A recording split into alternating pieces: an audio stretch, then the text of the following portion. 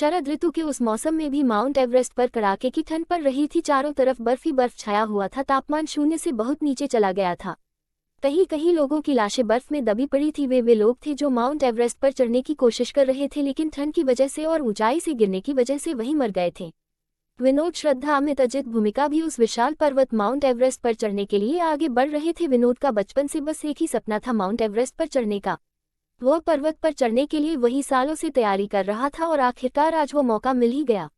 Mount Everest जो 29,029 foot ऊंचा है, जो तिब्बत के चोमोलुंगमा और नेपाल में सारगगाथा नाम से भी जाना जाता है। सभी अपने सामानों को एक बैग में रखकर अपने पीछे लटकाए हुए थे, जिसमें नायलॉन की रस्सी, ऑक्सीजन सिलेंडर, कील वाले जूते, कुल्हाड़ी, आईएसएक्स, हेलमेट इत्यादि थे। पर्वत पर चढ़ाई शुरू हुआ, लेकिन 5,000 फुट की ऊंचाई पर पहुंचने के बाद अजित, अमित और भूमिका ने हार मान लिया और वापस जाने लगी। विनोद और श्रद्धा ने उन्हें रोकने की बहुत कोशिश किया, लेकिन सब बेकार था। फिर विनोद और श्रद्धा आगे बढ़े और करीब 20,000 फुट की ऊंचाई तक पहुंचते पहुंचते उनका ऑक्सीजन सिलेंडर का ऑक्सीजन खत्म हो गया और उन दोनों की सांस फूलने लगी। तब श्रद्धा बोली, अब हम मरने वाले हैं। अब न ही हम नीचे जाकर बच सकते हैं और न ही ऊपर जा सकते हैं, हमारे पास ऑक्सीजन ही नहीं है। तब विनोद बोला, हाँ तुम सही बोल रही हो श्रद्धा, हम ऊपर नहीं जा सकते, हमें नीचे जाना चाहिए, क्या पता थोड़ी ऑक्सीजन मिल जाए। लेकिन तभी श्रद्धा का बैलेंस बिगड़ा और उसका हाथ छूटने लगा। तब विनोद ने फुर्ती से श्रद्धा का हाथ पकड़ा, लेकिन विनोद का भी हाथ फिसलने लगा। तभी उसका हाथ छूटा, वो गिरने वाले थे। तभी किसी ने विनोद का हाथ पकड़ा और उसे ऊपर खींचा। उस जगह एक गुफा थी जिसके अंदर वो अनजान शख्स उन्हें ले गया। विनोद और श्रद्धा भी उसके पीछे पीछे चले गए। उस गुफा में रोशनी थी, लेकिन ये क्या, उस गुफा में जाने के बाद उन दोनों का सांस फूलना बंद हो गया। वहां पर्याप्त मात्रा में ऑक्सीजन था। गुफा में जाकर वह शख्स पीछे मुड़ा। उसे देखकर विनोद हैरान हो गया। आप राघव सॉफ्टवेयर कंपनी के मालिक हैं ना? तब वे बोले, हाँ, लेकिन तुम्हें कैसे पता चला? विनोद बोला, अरे सर, आपको कौन नहीं जानता, आपकी कंपनी के बारे में सभी को पता है, लेकिन आप यहाँ और ऐसा। तब राघव बोला, बस ऐसे ही, मैं यहाँ कुछ दिन अकेले में बिताना चाहता था, इसलिए यहाँ आ गया। लेकिन हम दोनों इस पर्वत पर चढ़ने की कोशिश कर रहे हैं, लेकिन लगता है अब हम कभी नहीं चढ़ पाएंगे, हमारा सिलेंडर खत्म हो गया है। तब राघव बोला, अरे मेरे पास है ना सिलेंडर, तुम दोनों जा सकते हो। विनोद और श्रद्धा खुश हो गए, लेकिन उनकी हालत बहुत खराब हो रही थी। हाथों और चेहरों पर बर्फ के कारण ऊपरी सतह छिल गया था और इतनी दूर चढ़ने के बाद उन्हें आराम की भी जरूरत थी। साथ ही थोड़ी देर में शाम होने वाली थी। विनोद बोला, सर, क्या हम आज रात के लिए यही रुक सकते हैं? तब राघव मुस्कुराते हुए बोला, हाँ क्यों नहीं, मुझे खुशी होगी। श्रद्धा, धन्यवाद सर। राघव, अरे कोई बात नहीं, आओ मैं तुम्हें तुम्हारे आराम करने की जगह बता देता हूँ। विनोद और श्रद्धा राघव के पीछे पीछे जाने लगे। तभी उनकी नज़र आसपास रहे एडवांस तरह के इलेक्ट्रॉनिक सामान जो पर्वत चढ़ने में बहुत मदद करते हैं। विनोद और श्रद्धा ने थोड़ी देर आराम किया, फिर राघव के पास जाकर बैठे जो एक पत्थर के ऊपर अंगीठी जलाकर बैठे हुए थे। उन दोनों को देखकर राघव मुस्कुराया और इशारों में बैठने के लिए बोला। विनोद कुछ सोचता हुआ बोला, सर एक बात पूछूं? राघव, हाँ पूछो। विनोद, आज से 2 महीने पहले मैंने आपको अखबार में देखा था, उसमें आपके और आपके दोस्तों की गुम हो जाने की खबर दिखाई जा रही थी। उसके बाद मैं आज आपको यहाँ देख रहा हूँ। अगर आप लोग गुम हो गए थे तो पुलिस वालों ने आपको ढूंढा कहाँ, मतलब आप कहाँ थे? राघव हल्की सी मुस्कान से मुस्कुराया और बोला, द फाइनल डेस्टिनेशन, यानी कि हम अपने आखिरी लक्ष्य को हासिल करने के लिए वहां चले गए थे जहां हमें कोई नहीं ढूंढ सकता था। द फाइनल डेस्टिनेशन, मैं कुछ समझा नहीं। उसे समझने के लिए तुम्हें मेरे और मेरे 4 दोस्तों की कहानी सुनना पड़ेगा। विनोद, ये बहुत रहस्यमय होगा। जी जरूर सर, सुनाए द फाइनल डेस्टिनेशन की कहानी।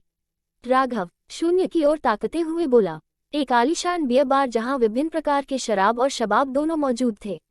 अंदर डिस्को में चल रहे डांस की आवाज सभी लोगों को मोहित कर रहे थे। वहीं डिस्को में ही लोग डांस कर रहे थे और जो डांस नहीं करना चाहते वो बार में बैठे बैठे शराब के साथ साथ डांस का लुत्फ उठा रहे थे। वहीं एक टेबल पर 5 दोस्त राघव, कृति, समीरा आदि फ्रेडी बैठे हुए थे। वे पांचों बेस्ट फ्रेंड थे। टेबल पर कुछ शराब की बोतलें थीं और उन पांचों के हाथों में शराब का प्याला। राघव प्रतिष्ठित और शांतिपूर्वक तरीके से बातें कर रहा था। उसका शरीर किसी नामी जिम ट्रेनर की तरह कूल था। उसने लिमिट में पी रखी थी। वहीं कृति एक बेहद खूबसूरत और नशीली अदाओं की मालकिन थी। उसने भी लिमिट में पी रखी थी, लेकिन उसे शराब का नशा बहुत जल्दी चढ़ जाता था, इसलिए उसके शरीर पर उसका नियंत्रण थोड़ा कम था। बाकी बचे समीरा आदि और फ्रेडी फुल टल्ली थे। हालांकि आदि को पीने की आदत थी, इसलिए वह पूरा टल्ली नहीं था।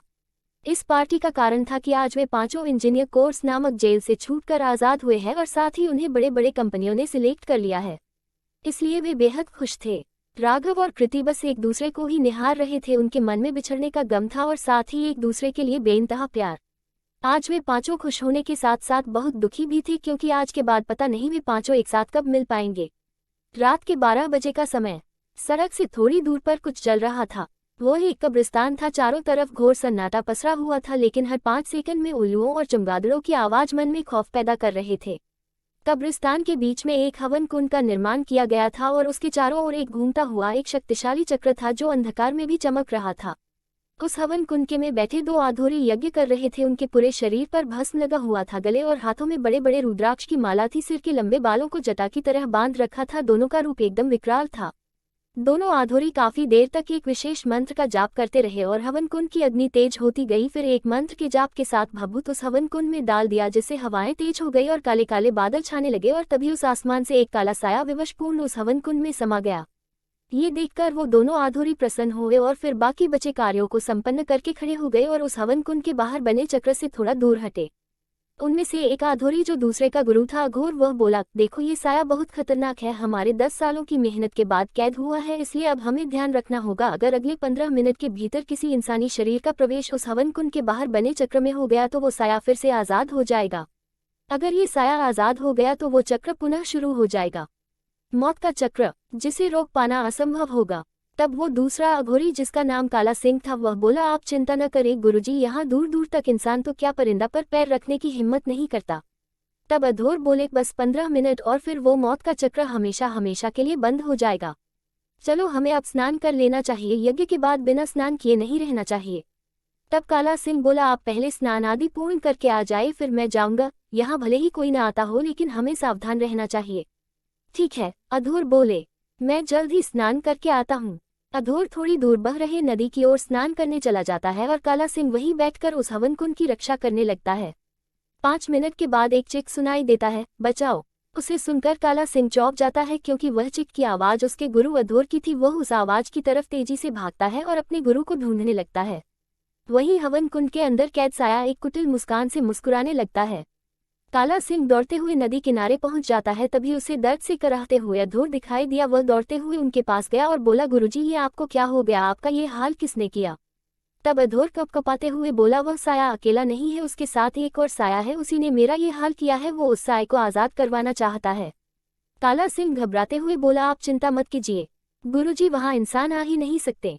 नहीं, वो दूसरा साया उसे आज़ाद करवाने के लिए कुछ भी कर सकता है। जाओ उसे रोको, इससे पहले कि वो साया किसी इंसान को उस चक्र में प्रवेश न कर दे। ये सुनकर काला सिंह तेजी से उस कब्रिस्तान की ओर भागता है और अघोर वहीं अपना दम तोड़ देता है। 12 बजे से कुछ समय पहले पार्टी लगभग खत्म हो चुका था। रात भी काली होती जा रही थी। तब राघव बोला, आई थिंक गाइस, हमें अब चलना चाहिए। कृति भी सहमति जताते हुए बोली, हाँ फ्रेंड्स, टाइम भी काफी ज्यादा हो गया है और तुम तीनों ने भी काफी पी ली है। सानिया, आदि और फ्रेडी भी मान जाते हैं और वे चारों उस बार से निकलकर बाहर आ जाते हैं। राघव भी बिल क्लियर कर बाहर आता है। सामने एक बड़ी सी मर्सिडीज गाड़ी खड़ी हुई थी, जिसके अंदर वे चारों पहले से ही बैठे हुए थे। राघव भी जाकर सामने वाली सीट पर बैठ गया। ड्राइवर की सीट पर आदि बैठा हुआ था। कृति, सानिया और फ्रेडी पीछे बैठे हुए थे। सभी के बैठने के बाद गाड़ी अपने गंतव्य स्थान की ओर बढ़ चला। गाड़ी के अंदर सभी बातों में मशगूल थे। कृति बोल रही थी, गाइस, आज का दिन हम सभी के लिए बहुत खास है। आज तक हम हमेशा साथ रहे और एक परिवार की तरह एक दूसरे के काम आए, लेकिन आज के बाद हम एक दूसरे से दूर एक अनजान जगह पर चले जाएंगे और इस भागदौड़ जिंदगी और काम के बोझ में दबकर पता नहीं हम एक साथ कब मिल पाएंगे। इस बात पर सानिया भी सहमति जताते हुए बोली, हाँ तुम सही बोल रही हो यार, मुझे आज का दिन हमेशा याद रहेगा। पता नहीं आज के बाद हम कब मिल पाएंगे। तब आदि बीच में बोल पड़ा, ए फिकर नाथ सोनियो, ये दोस्ती के वास्ते ये मुंडा 7 समुंदर पार करके भी तुम सबके पास आ जाएगा। ये सुनकर सभी खिलखिलाकर हंस पड़े, जिससे आदि भी बातचीत करने में मशगूल हो गया। और तभी सामने से 2 बड़ी बड़ी ट्रक एक साथ बड़ी तेजी से आने लगी, लेकिन किसी का भी ध्यान उन पर नहीं गया और ट्रक तेजी से गाड़ी के बहुत करीब आ गया। तभी एकाएक राघव की नजर ट्रक पर पड़ा और बड़ी फुर्ती से गाड़ी की स्टीयरिंग को जोर से घुमाया। सभी की जान हलक के बाहर आ गया और ट्रक कार को थोड़ी सी चोट पहुंचाते हुए आगे निकल गया और कुछ दूर पर जाने के बाद गायब हो गया। इधर गाड़ी का बैलेंस बिगड़ गया और कार सड़क की ऊंचाइयों से उतरते हुए जंगल की ओर बढ़ गया। फ्रेडी ब्रेक मारने के लिए बोला, लेकिन ब्रेक उस समय काम ही नहीं कर रहा था। सभी के मन में डर छा गया और थोड़ी देर बाद गाड़ी एक सुनसान जगह पर जाकर रुक गया। सभी को थोड़ी चोटें आई थी। राघव गाड़ी से बाहर उतरने के लिए दरवाजा खोला और अपने पैर जमीन पर रखे। तभी एक मनहूसियत भरी आवाज आई और शांत हो गई, लेकिन वह आवाज इतना डरावना था कि कृति चिक पड़ी। तभी एक आवाज सुनाई दिया, उस चक्र के अंदर प्रवेश मत करना। इस आवाज से सभी चौंके और इधर उधर देखने लगे। तभी तेजी से दौड़ता हुआ एक अघोरी उन लोगों के पास आया और उन पांचों को देखकर वहीं गिर पड़ा। उसके चेहरे पर निराशा और उन लोगों के लिए बहुत सारा गुस्सा था। तब राघव के साथ बाकी दोस्तों ने अपने आसपास देखा, वह वही डरावना कब्रिस्तान था जहां वो दोनों अघोरियों ने उस साया को कैद किया था। तभी राघव ने नीचे देखा, वह एक हवन कुंड और उसके सुरक्षा के लिए बने चक्र के अंदर था। वह वहां से उछलकर उस चक्र से बाहर आ गया। उसके साथ साथ बाकी दोस्त भी उस गाड़ी से उतर कर बाहर आ गए। उस सब को देखकर सानिया बोली, वो दफा है शी, क्या बकवास है। आदि भी बोल पड़ा, ये सब इन तांत्रिकों का ढकोसला है। राघव, इन सब बातों को छोड़ो गाइस, हमें अब यहाँ से निकलने के बारे में सोचना चाहिए, गाड़ी को भी चेक करना पड़ेगा। तब वह अघोरी गुस्से से बोला, मूर्ख, एक तो इस यज्ञ को भंग कर दिया और उसे आजाद करके यहाँ से निकलने की बात कर रहे हो। अब तुम में से कोई भी जिंदा नहीं बच पाएगा। तुम लोगों ने उसे आजाद करवाकर मौत के चक्र को पुनः शुरू कर दिया है, अब कोई नहीं बचेगा। तभी 1000 से भी ज्यादा तीर एक साथ उस अघोरी के शरीर को छलनी करते हुए उसके जीवन लीला को समाप्त कर दिया। कृति और सानिया इस दृश्य को देखकर बेहोश हो गई और राघव, आदि और फ्रेडी उस दृश्य को समझने की कोशिश करने लगे। कुछ समय तक वे उसी हालत में खड़े रहे। फिर राघव ने कृति और सानिया को होश में लाया और आदि और फ्रेडी ने हिम्मत कर कार को उस चक्र से बाहर लाया और गाड़ी को चेक करने लगे। गाड़ी थोड़ी सी मेहनत के बाद स्टार्ट हो गई और राघव ने भी कृति और सानिया को संभाला और शांत किया। फिर उसे गाड़ी में बिठाया और स्वयं गाड़ी में बैठने के लिए बढ़ा। तभी उसे एक पुस्तक दिखाई दिया जो उस हवन कुंड के अंदर था। राघव को पता नहीं क्या हुआ, वो उस पुस्तक को उठाने के लिए बढ़ा और उस हवन कुंड के पास जाकर उस पुस्तक को उठा लिया। उस पुस्तक का नाम था द फाइनल डेस्टिनेशन। ये नाम राघव को बहुत अजीब लगा। तभी आदि ने उसे आवाज दिया, राघव जल्दी आओ, हमें जल्द से जल्द यहाँ से निकलना है। राघव वापस गाड़ी की ओर बढ़ा। तभी उसके कानों में एक आवाज सुनाई दिया, हैप्पी जर्नी। इस आवाज में इतनी मनहूसियत थी कि राघव वहीं डर कर रुक गया। तब फ्रेडी ने फिर बोला, अरे जल्दी कर यार, यहाँ डर के मारे मेरी जान सूख रही है और तू वहीं का वहीं खड़ा पता नहीं क्या सोच रहा है। राघव तेजी से गाड़ी की ओर चल पड़ा और दरवाजा खोलकर गाड़ी में बैठ गया। लेकिन ये क्या, गाड़ी में तो कोई नहीं है। राघव डर गया। आदि, फ्रेडी, कृति, कहाँ हो तुम सब? देखो यह मजाक करने का समय नहीं है, प्लीज कहाँ हो तुम लोग? तभी एक आवाज आई, तुमने ये क्या किया राघव? तुम्हारी वजह से वह आजाद हो गया और हमारा ये हाल कर दिया, अब हम तुम्हें भी नहीं छोड़ेंगे। उस आवाज में ही लोगों की आवाज मिला हुआ था। राघव जब बाहर उतर कर देखा तो उसके पैरों तले जमीन खिसक गई। सामने उसी हवन कुंड के बने चक्र के अंदर आदि, फ्रेडी, कृति और सानिया खड़े हुए थे। उनका पूरा शरीर कटा फटा हुआ था, आंखें बिल्कुल काले और दांत बड़े और नुकीले। उसे देखकर राघव डर के मारे कांप उठा और उसे कुछ सूझ नहीं रहा था। तभी वह तेजी से गाड़ी में बैठा और गाड़ी स्टार्ट करने लगा, लेकिन गाड़ी स्टार्ट ही नहीं हो रहा था। तभी फ्रेडी, आदि, कृति, सानिया चारों ने उस गाड़ी को घेर लिया। आदि राघव को अपने मजबूत हाथों में पकड़कर गाड़ी से बाहर ले आया और उसे अपने दांतों से काट काट कर खाने लगा। कृति, सानिया और फ्रेडी भी वैसा ही करने लगे। राघव दर्द से कराहते हुए उनसे छुटकारा पाने की कोशिश करता रहा, लेकिन वह उन लोगों के चंगुल से बाहर निकल नहीं पाया। तभी आदि उठा और कुछ दूर से एक बड़ा सा पत्थर लाकर जोर से राघव के सर को कुचल दिया। राघव जोर से चिल्लाया, नहीं।